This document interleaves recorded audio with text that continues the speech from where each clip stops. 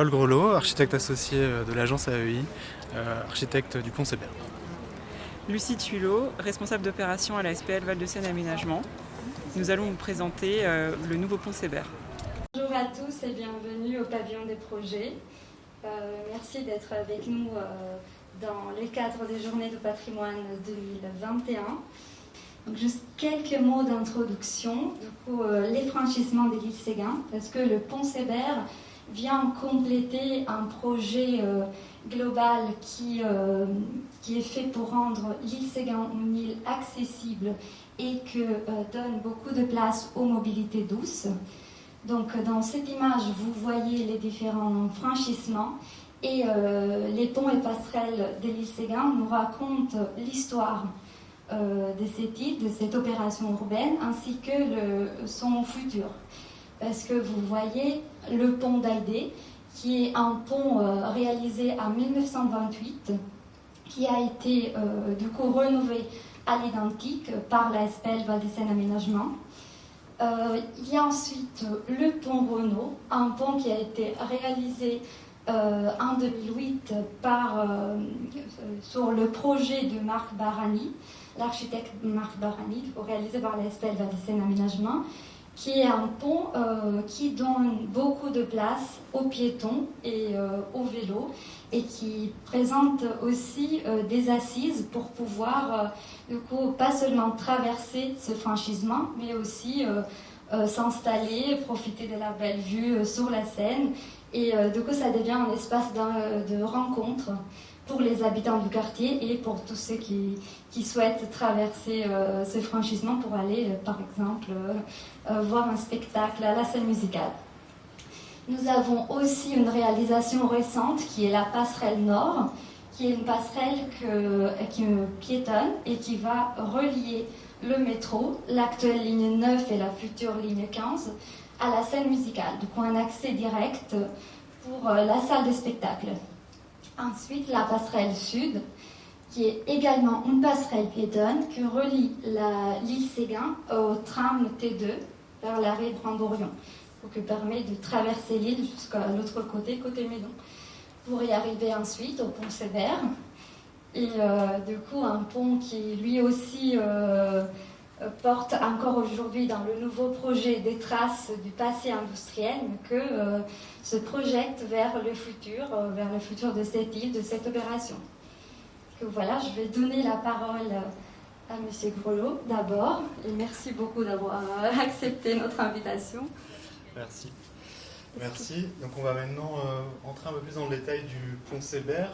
On ne vous a pas retracé toute l'histoire du pont Sébert, on a plutôt voulu vous parler du nouveau pont, et vous allez voir que d'une manière ou d'une autre, on va quand même parler de l'histoire du pont Sébert, puisqu'il reprend une certaine composition, une matérialité et une insertion aussi dans le paysage, malgré l'aspect très contemporain du nouveau pont. Donc vous avez sur la partie supérieure l'ancien pont, une coupe en fait en travers de la Seine, du temps des usines Renault. Donc c'était un pont qui n'était pas du tout ouvert au public, c'était un pont qui était très fonctionnel pour le transit. Il était vraiment sur les chaînes de montage de l'usine et permettait le passage de chaque côté de la Seine d'une usine à l'autre. À l'époque, les berges n'étaient pas du tout développées comme elles étaient aujourd'hui, et on a vu apparaître au fil du temps, au fil des projets, que ce soit côté Île Séguin ou côté Meudon, différentes strates urbaines qui sont apparues. Notamment, donc, si on part de l'île Séguin, on aura donc le futur parvis d'Aïdé, l'esplanade d'Amont, les berges basses qui sont aujourd'hui en cours de réalisation, et surtout côté Meudon, le parc des berges aménagé par le département et la RD7 qui a été requalifié en boulevard urbain très apaisé et qui fait aussi la part belle aux mobilités douces. Et côté Meudon, on a Meudon Campus. Donc le pont Sébert ne répondait pas finalement à ces nouveaux espaces publics qui le reliaient et qui le survolaient. Donc toute l'idée du nouveau pont, c'était de savoir comment relier au mieux ces différents espaces et valoriser finalement tout ce qui a été réalisé jusqu'à aujourd'hui. Donc on va ensuite passer justement sur un peu l'histoire de la conception du pont Sébert. Vous avez ici une première image du pont et voir dans quelle mesure il répond, il fait aussi écho au pont d'Aïdé.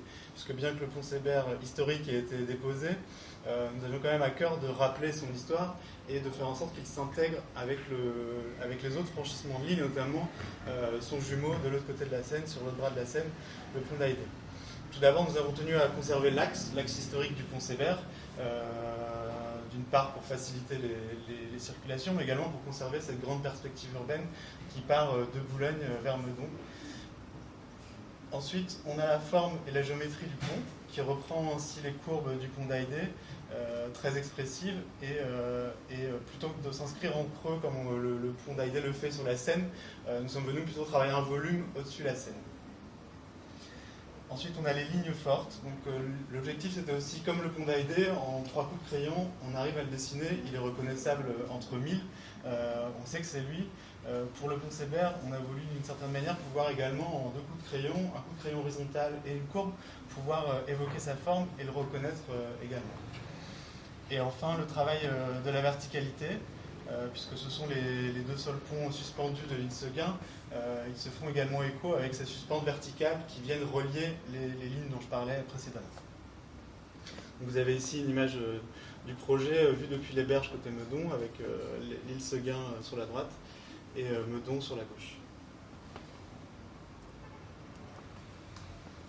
Et ensuite, donc, le pont Sébert doit répondre à des nouvelles composantes urbaines, s'inscrire dans son époque.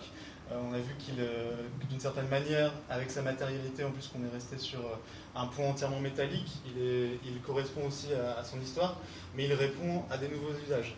Tout d'abord, ce n'est plus un pont privé, c'est un pont public, et c'est le seuil de l'île Seguin. On l'a travaillé comme ça, vraiment comme un passage. On imagine un itinéraire allant de Meudon à Boulogne ou inversement. Le passage sur la Seine est un moment quand même assez exceptionnel, et on a voulu vraiment souligner cela en le travaillant, en sortant légèrement des codes, des chartes qui avaient été mises en place sur l'île Seguin, et pour qu'il ait sa propre identité, avec sa matérialité, ses tonalités à lui, pour vraiment marquer ce passage sur la Seine. Ensuite, il a été développé comme une plateforme.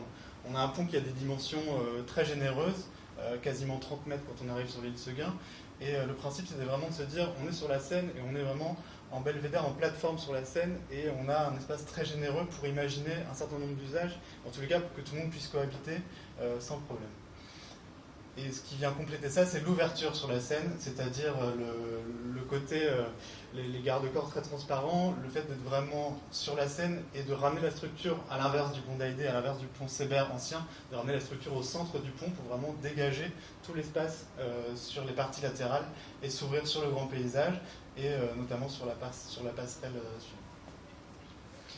Et également cette composition structurelle avec cette arche qui vient justement souligner les nouveaux usages. Donc on a l'horizontalité très affirmée avec la ligne horizontale qui permet de faire passer les bus, les piétons, les vélos, et l'arc qui vient marquer à la fois, qui vient souligner à la fois l'île Seguin d'un côté et de l'autre côté les berges basses. En suivant visuellement, quand on est un peu éloigné, les lignes du pont, on découvre aussi, on apprend à lire le territoire grâce à ces lignes-là. Et ces dimensions, donc la hauteur de l'arc est d'environ 11 mètres, ce qui correspond à peu près à la hauteur du pont Sébert déposé, et également à peu près au portique du pont d'Aïdé. Donc tout ça pour avoir aussi une cohérence visuelle et homogène dans le paysage. Ça, c'était la définition un peu extérieure du pont. Maintenant, si on rentre sur le pont, il a été vraiment pensé comme un lieu de vie, c'est-à-dire, contrairement par exemple à la passerelle sud qui a été pensée vraiment comme un lieu de passage qui accentue vraiment le trait d'union entre les deux villes, le pont Sébert, lui, se veut aussi également un moment de traversée, mais également un moment de pause, un moment d'observation.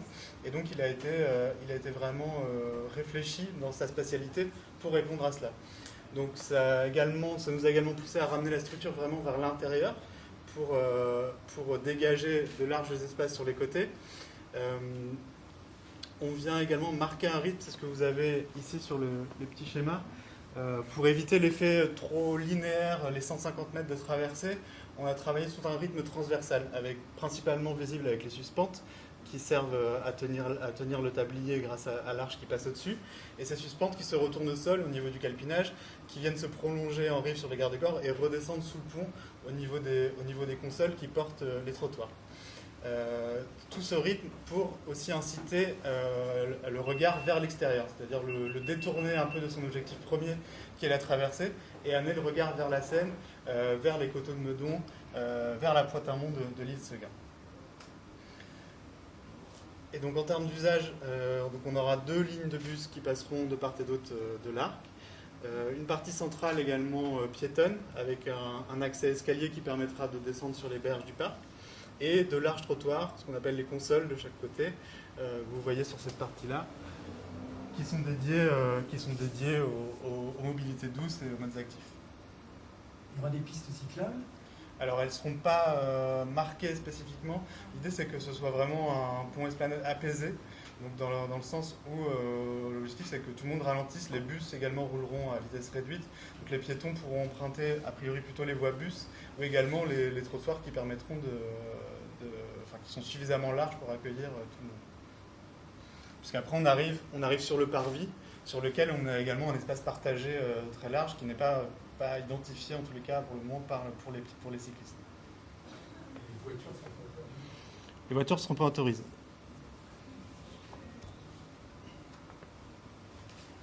Donc vous avez ici une dernière image avec quelques données géométriques. Le pont en totalité fait environ 150 mètres. On a la portée de 80 mètres sur la Seine et ensuite le reste sur côté Meudon. La hauteur de l'arc d'environ 11 mètres. Et donc un pont qui, côté Meudon, fait entre 13 et 15 mètres et côté Seguin s'élargit à environ 27 mètres pour vraiment être vis-à-vis du parvis d'Haïdé qui est en cours. Donc on a ici une coupe un peu plus technique où on voit la manière dont le pont est construit avec ces caissons creux qui vont servir à porter les 2 voies de bus et avec l'ancrage des suspentes du bowstring et ensuite des consoles sur les côtés qui servent pour le passage des piétons. En termes de circulation, donc on a les voies principales latérales pour les bus et les différents usagers, quelques traversées marquées notamment pour les personnes à mobilité réduite, parce qu'il y a la création d'un ascenseur également pour accéder directement aux berges depuis le pont, et le passage et la descente vers les berges Meudon, entre les 2 arches ici, pour accéder directement au parc des berges. Et ensuite, on conserve et on renforce toutes les circulations qui étaient existantes avant, c'est-à-dire l'escalier qui mène vers Meudon Campus, les descentes escaliers rampes qui permettent de relier le niveau de la RD7 au niveau des berges, et également les rampes qui sont créées aujourd'hui pour descendre du niveau haut au niveau bas de l'île. Sa structure est calculée de façon à ce que dans une évolution éventuelle future, un tramway puisse le traverser? Oui, tout à fait. Ça faisait partie du cahier des charges au cas où c'était une demande explicite. C'est vrai que les ponts sont construits pour 100 ans, donc ils ont besoin, on doit anticiper tous les usages pour éviter de devoir le démanteler ou de faire des trop grosses interventions dessus en fonction de l'évolution des besoins.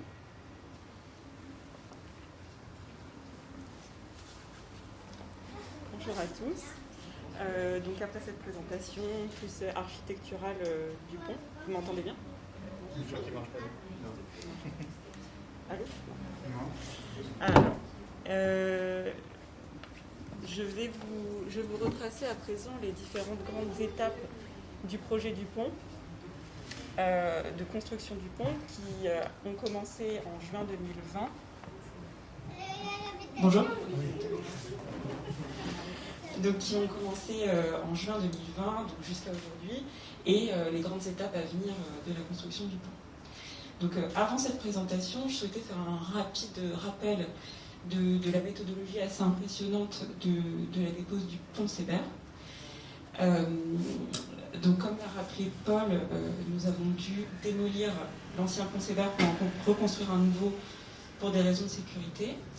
Et donc, la méthodologie de dépose du pont a consisté à déposer la travée qui se situait au-dessus de la Seine de 1000 tonnes, donc une travée très lourde, grâce à des barges. Donc ce sont des bateaux à fond plat qui sont remplis d'eau et avec l'eau qu'on va éjecter des barges, ça va permettre de soulever l'ouvrage.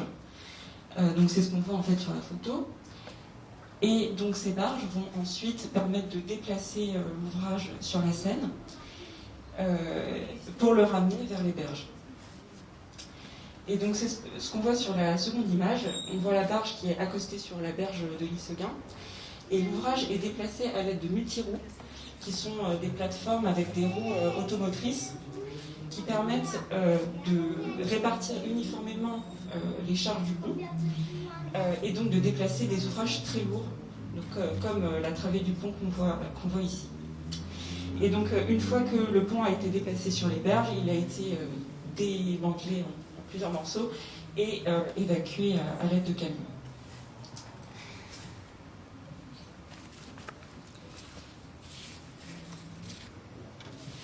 Donc, pour ce qui est de la réalisation du pont, la SPL a confié la réalisation au groupement d'entreprises Terre Idéale, Chantier Moderne Construction, qui est une filiale de Vinci Construction, et Baudin Châteauneuf, qui réalise toute la charpente métallique du pont. Les travaux ont commencé en juin 2020 par la réalisation de l'appui côté Seguin. Donc, en fait, dans chaque slide que je vais passer, j'ai remis la perspective du pont en encadrant la zone dont je parle. Donc, en fait, on a commencé par l'appui du pont côté Seguin. La particularité de cette construction, c'est que nous n'avons pas eu à réaliser les fondations de cet ouvrage, puisqu'ils avaient déjà été réalisés dans le cadre d'un précédent marché. Et donc, nous avons uniquement réalisé les murs de l'appui côté Seguin, qui mesurait environ 6 mètres de haut.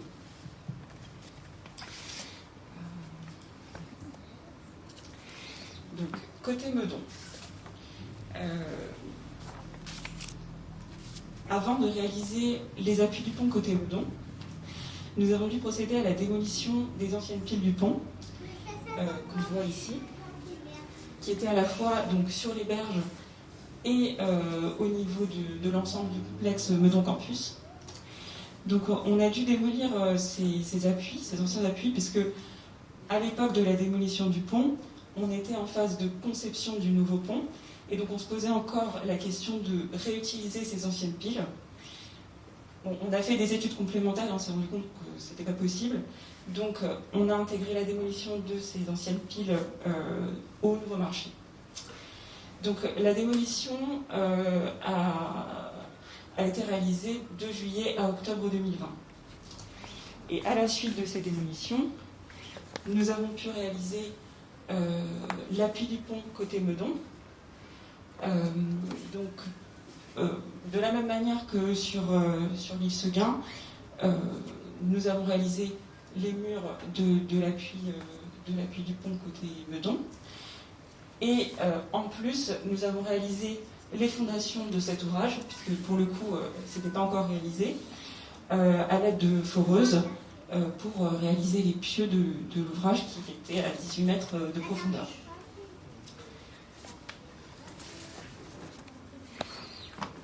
Le dernier appui du pont que nous avons réalisé est l'appui qu'on appelle l'appui pile P1, qui se situe sur les berges et qui est le seul appui intermédiaire du pont qu'on a.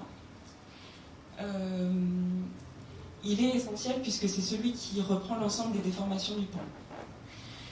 Alors, de la même manière que côté Meudon, nous avons d'abord réalisé les fondations de l'ouvrage. Et ce qui change, c'est que comme nous sommes proches de la Seine, il a fallu réaliser un bâtard d'eau, qui est une structure, alors on voit ici en fait, c'est l'encadré en pale planche. Donc nous avons dû réaliser cet ouvrage pour permettre d'avoir une zone étanche pour travailler hors d'eau en fait, puisqu'on est au niveau de la Seine. Donc voilà, nous avons réalisé cet ouvrage. Nous avons ensuite mis en place le ferraillage dans le bâtard d'eau. Et en plus des ferraillages que nous avons mis en place, on a mis au centre, ça s'appelle une cage d'armature. Donc c'est un ouvrage vraiment spécifique au projet du pont et qui va permettre aux piles du pont, on voit les V là, qui descendent entre les berges et le tablier du pont, qui vont permettre de s'ancrer et donc de faire une liaison entre le pont et les fondations du pont, et les fondations sur la pile P1. Alors, je vais vous passer rapidement une vidéo qui retrace voilà ce que je vous ai présenté sur l'année 2020.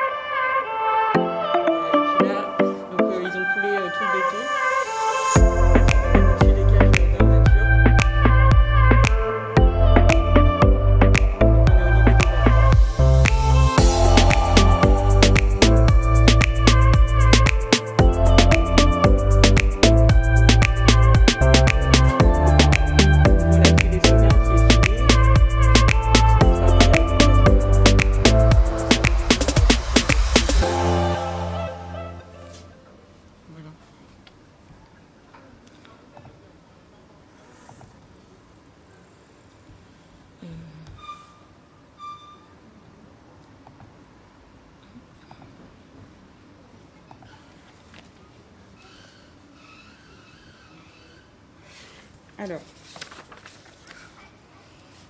en parallèle de ces travaux sur site, l'entreprise Baudin-Châteauneuf, qui réalise toute la charpente métallique du pont, a commencé dès août 2020 à préparer des tronçons du pont en usine, dans son usine à Châteauneuf-sur-Loire. Donc, la SPL et l'ensemble de l'équipe travaux a été convié en novembre 2021 à faire une visite d'usine, pour participer à la phase du montage à blanc, qui est une phase très importante dans le processus des constructions des ouvrages métalliques, puisqu'en fait, elle va consister à assembler différents tronçons du pont pour vérifier qu'ils sont bien d'équerre, que tout s'emboîte bien, et donc éventuellement faire des petits ajustements entre les différents tronçons. Et ça va permettre en fait, quand les tronçons vont être livrés sur site, de vérifier que tout va bien et donc d'aller beaucoup plus vite sur site. Donc voilà, on a participé à cette étape.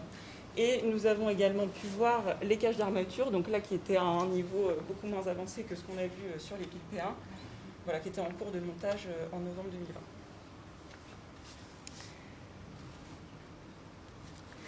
Voilà, alors les tronçons ont été réalisés en usine, puis livrés à partir de fin 2020 sur l'île Seguin. Donc il y avait à peu près 125 tronçons qui ont été livrés. Et ils ont été assemblés sur l'île Seguin en 2 travées. Pour des questions techniques, on ne pouvait pas faire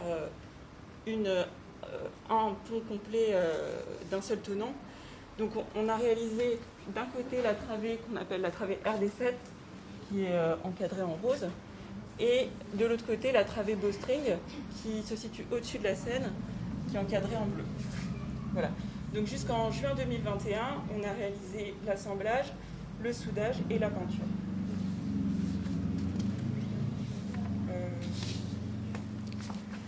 Voilà. À la suite de l'assemblage des 2 tabliers, ont été livrés sur site les arches du pont, donc qu'on voit encadrées en rose sur la perspective. Les arches du pont ont été livrées en 8 tronçons et ont également été assemblées sur l'île Seguin, donc soudées et mises en peinture sur l'île Seguin. Et actuellement, l'étape qui est en cours, c'est la mise en place des suspentes, qui est en cours de soudage et qui sera mise en peinture par la suite. Et enfin, la dernière livraison qui a eu lieu, c'est la livraison des béquilles, donc, qui ont été ancrées dans les cages d'armature que je vous présentais précédemment. Donc ça a été livré en 4 tronçons en août 2021. Voilà. Donc voilà pour les étapes, les grandes étapes du projet du pont qui se sont déroulées jusqu'à aujourd'hui. La prochaine grande étape qui va se réaliser, ça va être la mise en place du pont au-dessus de la Seine en novembre 2021. Donc jusqu'en novembre 2021, là on est en train de préparer tous les ouvrages provisoires qui vont permettre le lançage du pont au-dessus de la Seine. Et donc si vous vous souvenez, la première slide que je vous ai montrée, là on va faire l'inverse de la dépose du pont. Donc c'est-à-dire qu'on va faire bouger la travée du pont au niveau de l'île Seguin avec les multiroues. On va le mettre dans l'axe de lancement. Donc là on a l'île Seguin, là on a la Seine. Et sur la Seine, il y aura une barge qui sera stationnée et qui prendra sur la barge la travée du pont et la déplacera sur la Seine et la mettra dans sa position définitive. Voilà, donc le pont va être lancé en 2 travées. La travée RD7 la 2e semaine de novembre et ensuite la travée Bowstring sera lancée la 3e semaine de novembre. Voilà. Hors intempéries, on se prépare pour ça. Et donc dans les étapes à venir, une fois que le pont sera lancé, dès la fin de l'année, on réalisera les soudures entre les 2 travées, donc à peu près ici, les soudures entre les béquilles et le tablier du pont. Et bien, on commencera à équiper tout le pont avec les bornes lumineuses, les revêtements de sol, voilà, principalement les réseaux.